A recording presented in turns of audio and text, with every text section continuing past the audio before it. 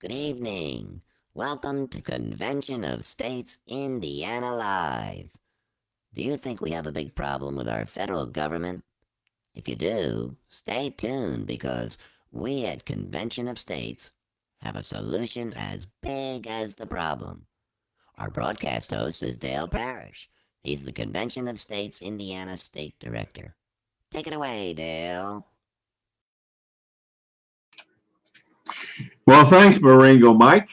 Always glad to have Maringo Mike with us.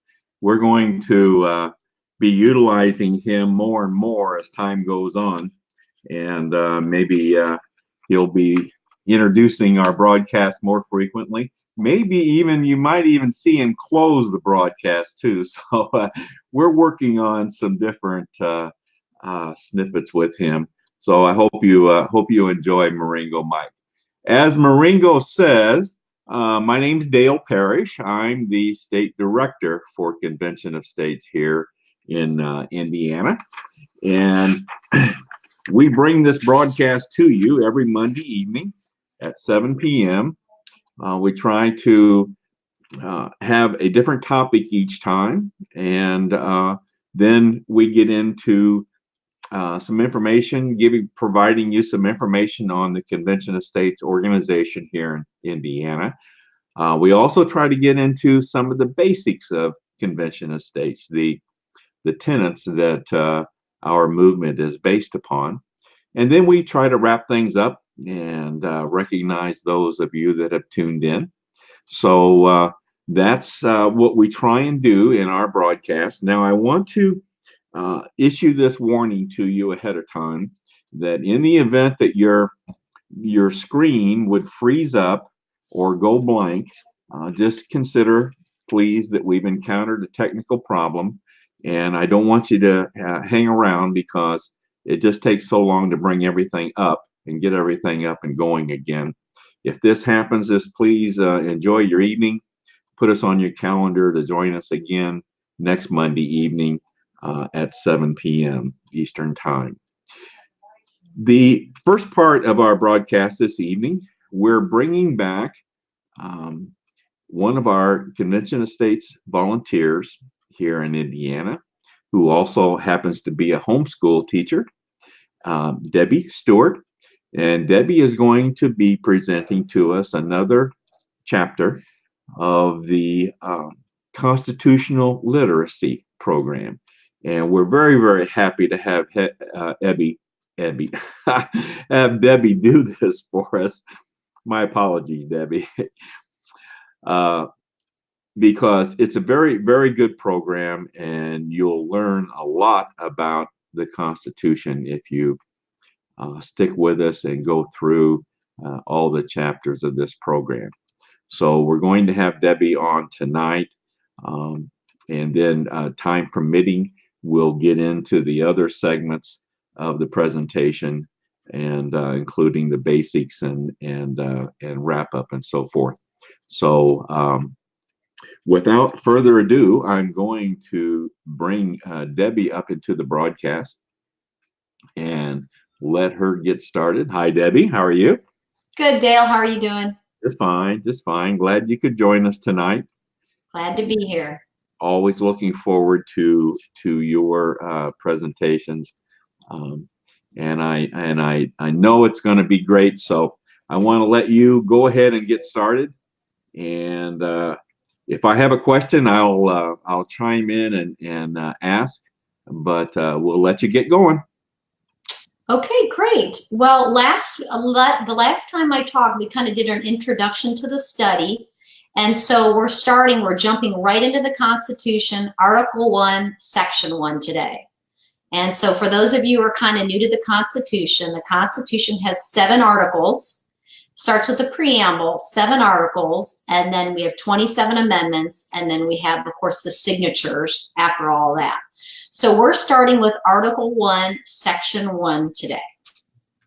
And just a little bit on kind of the purpose of this chapter that Michael Ferris wrote was a couple things was we want to be able to recognize that only Congress is allowed to make the laws in our country, not the executive branch, and not the judicial branch. It's only supposed to be Congress. And we want to understand why it's important that only Congress does make the laws and not the other two branches. And finally, we want to understand currently how judges and executive branch functionaries and even foreign bodies are frequently making the United States laws, despite the fact that only Congress is supposed to be doing that. So in a little bit, I'm going to show you the three branches of government, and they're meant to be there's a checks and balance system, but they're meant to be very separate. And what's happening in our culture now is the executive branch and the judicial branch are helping make laws, and they're not supposed to be, and they're not being called on the carpet for that either. So, any questions, Dan? You sounded like you might chime in there. Feel free. Well, I think you know, one of the things that we see so often today is, in fact, we see, and I think a lot of people expect this, you know, that the president can make laws, or the Supreme Court can make laws, and you know, and certainly there have been some instances where the Supreme Court basically has, in fact, made law, but it's clear in the Constitution that only Congress has that authority. Absolutely. So I know, you know, I hear what you're saying, but at the same time, as you know, things like that have happened in our country.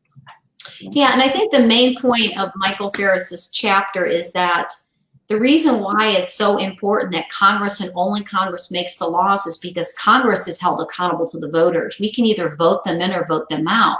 But within the executive branch, when you're looking at the bureaucracy and all the agencies, those people are appointed and they're in there for years. We have no say as to who's in there and who's not. So we can't vote them in and vote them out. In the judicial system, all of our federal judges are appointed. It's the same thing. They can write a statute and do all that, but the founders intended only Congress, our 435 House of Representatives and our 100 senators, for a total of 535 people in Congress, were only the ones that are be writing and legislating, because we can vote them in and we can vote them out. And the same is true at the state level too. Okay. Oh, good point. Yes. All right. Good. Yeah. So just a couple terms here, or definitions, I want to go over that we're going to use in the chapter. Of course, a legislature is a body that makes laws. Okay. So we're going to refer to them as the legislature, or those that are legislating. And Congress is the name we give our legislature, and it's made up of two houses, the Senate and the House of Representatives. And I'll go through that in a little bit. I have a handy dandy chart I drew just to give people an idea what that looks like. Okay. And then a couple terms like assume power he uses is to take a power or responsibility without the authority. And so that's used maybe to harm us. Versus a trust is a charge or duty entrusted to one person or body to be used or cared for in the interest of another. And that's really to benefit us. And we're going to talk about the difference between assuming power and a trust. And then a very hardline word is usurpation or tyranny. It's the seizing of power by force and without the right to do it. And that's what we see going on in our government right now. Right. So, and I think one of the main things, we talked about this the last time too, is that our government here in America was set up that the American people are the ones that we set up the government. We vote in the people we want. It's the government by the people for the people, not the government telling the people what to do. The Constitution was made to limit the government. No private citizens have to adhere to the Constitution. That's the government. So we have to remember that. That's a very key point, I think. The Constitution is to limit the government. Yes. Yes. And I think that's a very important point. Yes. It is. And that was something I never really thought about until I really started teaching this class, is I can't violate the Constitution. The government violates the Constitution. Exactly. Right. And the founders were very smart after they knew or were part of what went on in England and the tyranny that happened there. They were very careful to try to include every element that they had experienced in England so that we would have a free country here. So I think they did a really good job of that. They met for 4 months and came up with this whole Constitution. It's pretty amazing. Amazing, isn't it? Yes. It is. Let's see. So why don't I talk about the 3 branches of government? That sounds good. All right. So I'm going to hold up this handy dandy sheet. Okay, I'm gonna take that. Okay. Can you see that? Yes. Well, it's okay. Now I can see most There of it it. is. Yeah. Okay.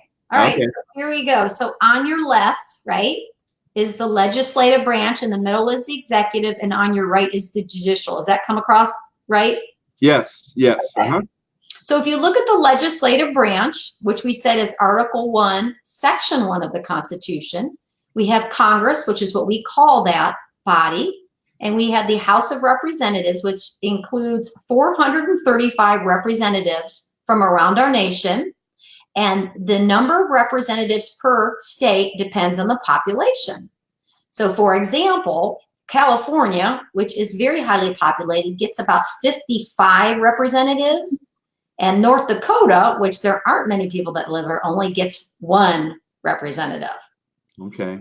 And then we also have the Senate, which is considered the smaller house, called the smaller house. And that's where we had the equal representation of 2 senators per state for a total of 100 senators. And again, what's that? I'm going to try and get, I put you on a different screen here so we can see the whole chart now. Okay, go ahead. Okay, and so again, the legislative branch, their job is to make the laws. Okay, in the middle, we have the executive branch, and that consists of our president, our vice president, all the members of his cabinet, and all the departments and agencies that fall underneath him. Okay, and their job is to enforce the law, not to make the laws, but to enforce them. Because the issue there is the cabinet and the departments and agencies, most of those people are appointed. We can't vote them in or out. So if they do a bad job, they get to stay there. Okay. So now that would include then the federal judiciary then as part of the executive branch, right? The federal judiciary would be the judicial branch. Okay. Okay. I was thinking the judges. All right. Never mind. I think if we're talking about the same thing, maybe you have something different. I just know that federally or over the country, we have the judicial branch. And within the federal government, we have federal courts, district courts, court of appeals, and Supreme Court. And if it's at the federal level, all those judges are appointed. Okay. Okay. Yeah. Okay. So their job is to interpret the law as written either in the Constitution or by our legislative branch. Okay. But the problem is many of these judges in these courts are actually writing new laws or changing laws, and that is not their job. Okay. Okay? Good. Good. That's kind of the overview that we have. Okay. All right, so the next section I want to talk about, who has the power to make the rules? Well, Article 1, Section 1 says, quote, all legislative power herein granted shall be vested in a Congress of the United States, which shall consist of a Senate and House of Representatives. So we've already talked about that. And they are the only body that's to make the laws. Okay? And who grants them that power? We do, the American people, by voting them in or voting them out. And that's our self-government that we have. And then if we talk about the historical background, well, England was much more of a tyranny. The king ruled no matter what. So when our founders came over and they began to set up a government in the 1600s and in the 1700s, it was based on self-government done by each state. Well, I know people have probably heard of the Stamp Act of 1765, but there was also an act called the Declaratory Act of 1766. And this act was also called the American Colonies Act. So basically, after the colonies had been self-governing themselves, each state kind of had their own constitution they were working with. England came over and said, hey, from now on, our British Parliament's going to make all the laws here in America. Well, that just put people, turned them upside down because they were used to self-government. And so that turned into a real issue. And that was one of the biggest reasons why we fought the king is because, no, we came over here for independence. Well, why would we be under his rule again? Right. Okay. And so, in other words, the Declaratory Act declared that Parliament sitting in London, an ocean away from America, had the authority to impose its legislative will on the American colonies. They didn't even know what was going on over there. How could they make the laws? So that whole thing about self-governing began to be taken away. And so we have somebody, his name was Thomas Paine, probably have heard of him. And he said that the legislative power should come from the people or the people they elect. And that was what people believed. And he wrote a work called The Rights of Man that accurately reflected the view of the founding generation when he drew a distinction between trust and usurpation. So we talked about a trust earlier and a usurpation or tyranny. And I'm just going to give you his quote here. All power exercised over a nation must have some beginning. It must either be delegated or assumed. There are no other sources. All delegated power is trust. That means it's meant to benefit the people. But all assumed power is usurpation or tyranny. Time does not alter the nature and quality of either. So if they're not delegated the power and they're assuming it, that's like tyranny or usurpation. And so a body that exercises power as a trust uses that power to benefit the people who entrusted them. And so therein lies the issue. It wasn't benefiting them anymore. People were taking over authority and power they should not have had. So that's kind of our historical background. Okay. All right. Any questions there? No, you're doing fine, Debbie. All right. You just cut in anytime you want. Okay. So one of the questions Michael Ferriser had here, what language would Thomas Paine use to describe any entity besides the U.S. Congress making laws for the U.S.? And it would be a tyranny or a usurper or a tyrannist or whatever, a tyrant. We call it a tyrant or a usurper. So it's happening every day here in our country, and we're allowing it to happen. And we've gotten so far away from just Congress making the laws, it's almost as if it's normal. It's the new normal, but it's not a good normal because we're losing our freedoms. Every week that goes by, we lose freedoms. I think James Madison, I believe, said something about that there are areas of our government where if they can make the laws, enforce the laws, and direct the punishment, that's a tyranny. Yeah, that's tyrannical. It is. And we have some areas in our government like that, right? Yeah. We do. We absolutely do. And that's kind of the next thing I want to talk about. There's three main areas. There's executive overreach and judicial activism. Those are the first two, but we have overreach. So we have agencies and bureaucracies within the executive branch that are actually making laws, like the EPA. They're given a little bit, you give them a quarter and they take $1, right? So they were given power and authority over the navigable waters of the United States, but they've expanded that to mean any water, a pond, anything. Right. And so they're starting to make laws concerning the ducks or geese on a pond. And they're getting in the farmers' lives and, people out in the country that they have no rhyme or reason to do that. Well, and this is all part of the administrative state. This is part of how the administrative state has grown so much. It's now considered the fourth branch of government. One of the things that in Convention of States, one of the things we want to address is the overreach of the federal government and the jurisdiction of the federal government, and how can that be controlled? So, that's part of what we're trying to do, is we're trying to address that part. Yes, and I'm so thankful for that too, because it's so hard to control. And the same thing's happening with judicial activism.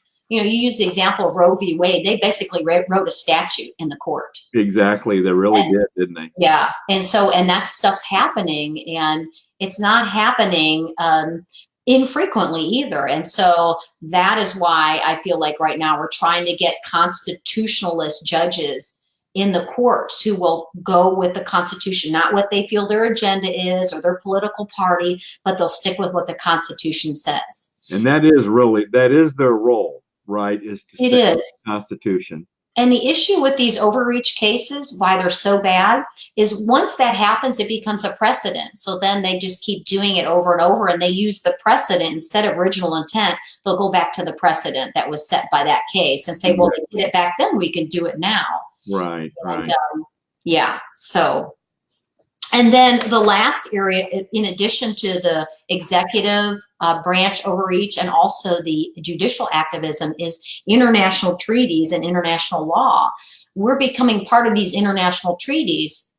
Typically, a treaty internationally is how we deal with the other country or other countries. But what they're doing, these treaties, is they're trying to get those international treaties to actually have authority over our domestic law here.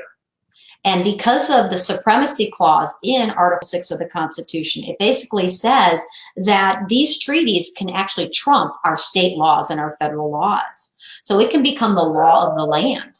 And so we have to be really careful, because like the UN Convention on the Rights of the Child is one that's passed in almost every nation in the world but us. And it's basically telling parents how to run their home with their kids. And if we adopt that treaty, then we would implement it domestically. So that's not the purpose of an international treaty. Right, right. So, okay.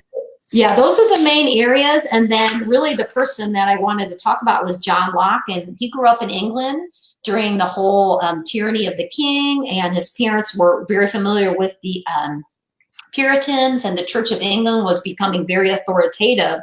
And so he kind of became an enemy of authoritarianism, and he believed in the equality of all men. And he said the rights of the people were not granted by kings, but the rights of the people were given by God. And according to him, it's the prerogative of the people to grant power to the civil authorities who govern them, not the opposite. We grant them power and authority. They don't give it to us. And that was the founding fathers' intent. So that's basically it. We've got a real issue with overreach. We can't vote in and out certain branches of the government. That's why they were never intended to make the laws. Very good, Debbie. Very good. Now, Debbie, we're going to have you back on December 16th, right? Yes, sir. And what will be that? What will that chapter be? That chapter will be judicial review and original intent. All right. Okay, sounds great. Well, Debbie, thank you so much for coming on this evening. Very interesting. I know it would be. So, and I hope our audience enjoyed it too. So thank you very much, Debbie. Thank you, Dale, for having me on. Good night. Okay, good night. All right, everyone. Well, I hope you enjoyed that, because I just love this series. As I have said before, this is a series that was produced by Michael Ferris, one of the co-founders of Convention of States, and he made this series available to those of us in the movement if we wanted to go through it, and many of us have, and it was just so enlightening to me, and so I was really looking forward to Debbie presenting this again to us. It's been a few years since I've been through the series, so I really have been looking forward to Debbie's presentation. So please, I hope you find it interesting, and let us know in the comments if you do find it interesting, because always love to get some good, positive feedback. All right. Well, I'm going to bring on my PowerPoint presentation here. I think what we'll do tonight is we'll go through, kind of give you some information about our state and how we're doing in the state. And we'll, due to time limitations, we'll not get into the basics of Convention of States, but then we'll jump to wrapping everything up this evening. So let me bring up my PowerPoint, and let me make this larger so that everyone will be able to see it without any problem. And I should be having it up there. There we go. There. And now hopefully you can see it a little better. We have a lot of resources available to us here at Convention of States in Indiana. The main resource that we have available is our main national website, and that's conventionofstates.com. Now, you're going to hear us make reference to this website from time to time. We really use it not only as an educational tool because it has a wealth of information for everyone, but we also use it in the administration of our organization here in Indiana. Now, embedded in this national website is our state website page, conventionofstates.com/Indiana. Obviously, a more focused look on our state. Social media platforms, we're on Facebook. As a matter of fact, this broadcast is coming to you this evening through our state Facebook page, Convention of States, Indiana. We have a YouTube channel, COS Indiana. The YouTube channel is very much an educational resource for you. We have narrated PowerPoint presentations. We have recordings of our broadcast. We also have links to a podcast that our legislative liaison, Paul Phillips, does, and it's called the Free to Be Free podcast.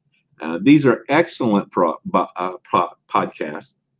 We use them many times as resource material for our broadcast when we're discussing a particular topic that would pertain to a podcast that he's done.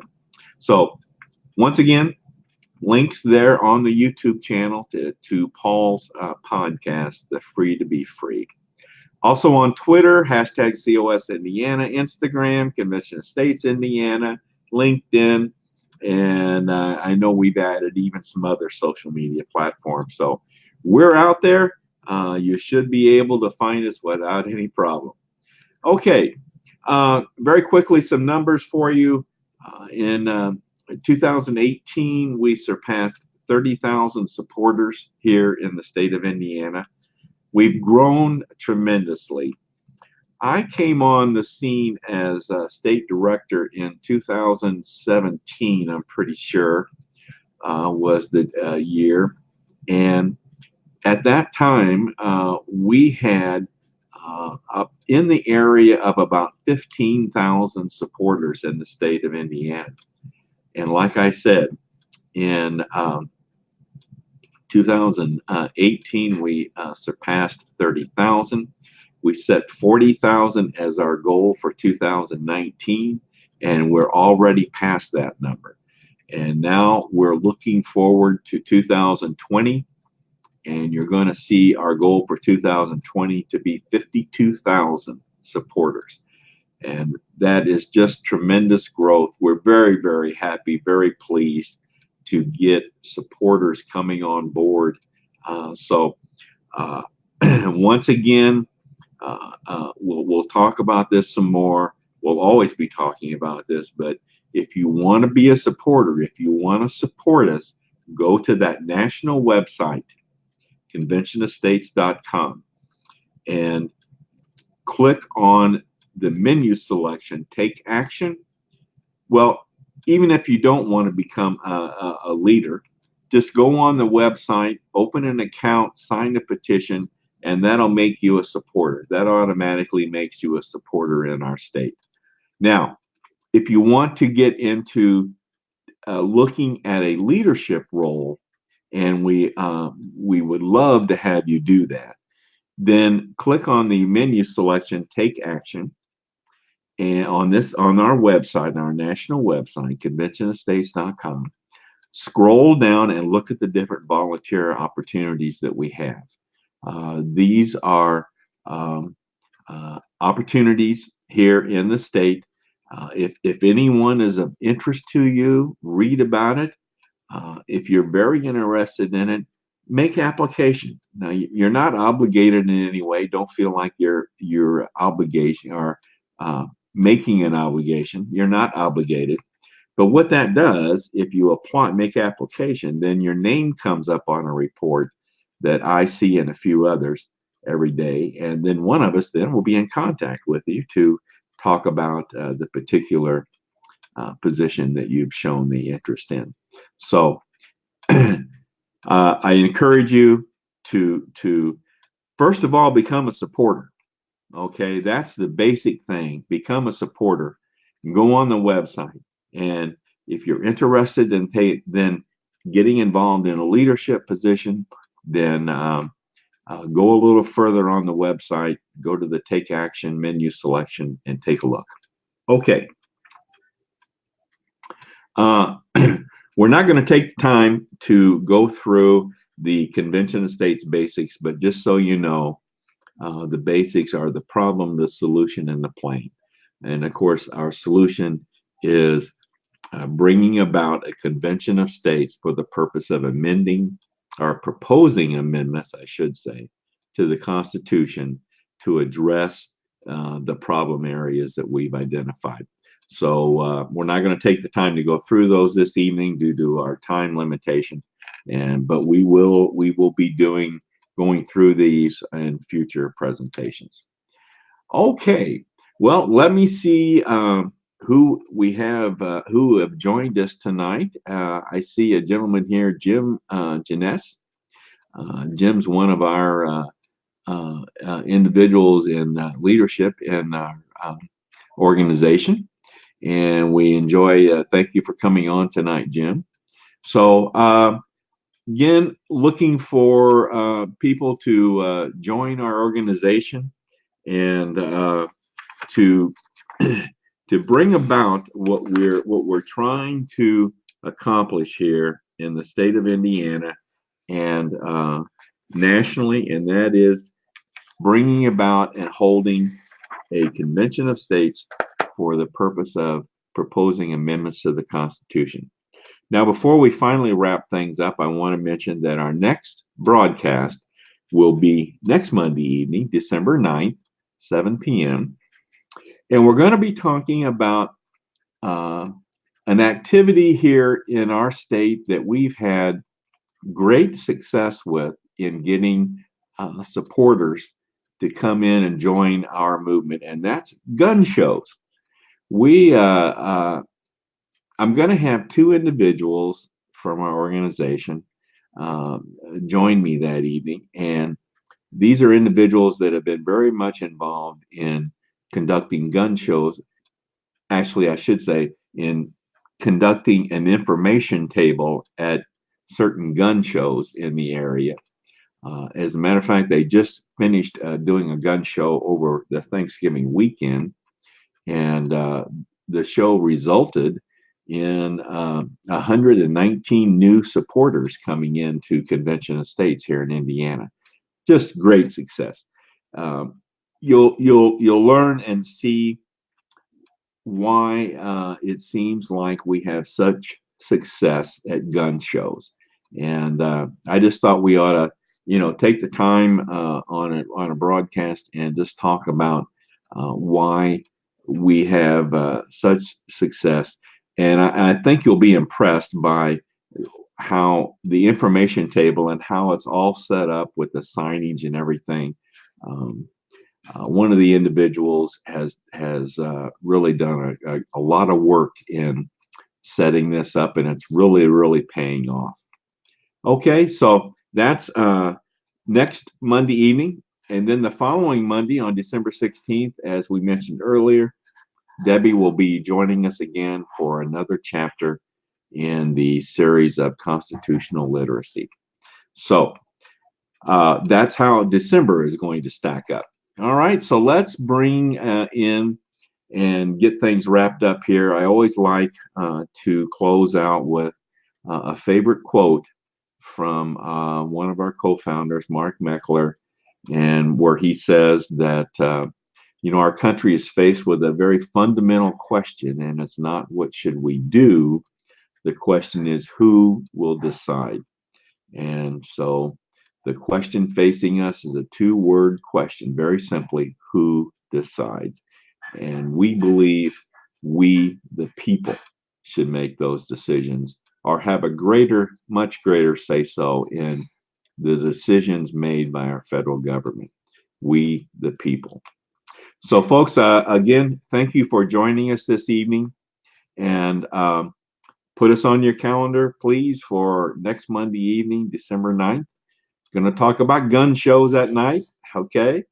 And then December 16th, Debbie will be back with us for constitutional literacy. Then we're going to, I might mention, we're going to then take off for Christmas and New Year. So we're going to be, December 16th will finish us up for the year 2019. So got a couple more broadcasts to do with you, and we'll wrap up the year. So that's it for tonight, though. Once again, have a good evening. Thank you for joining us. Good night, everyone.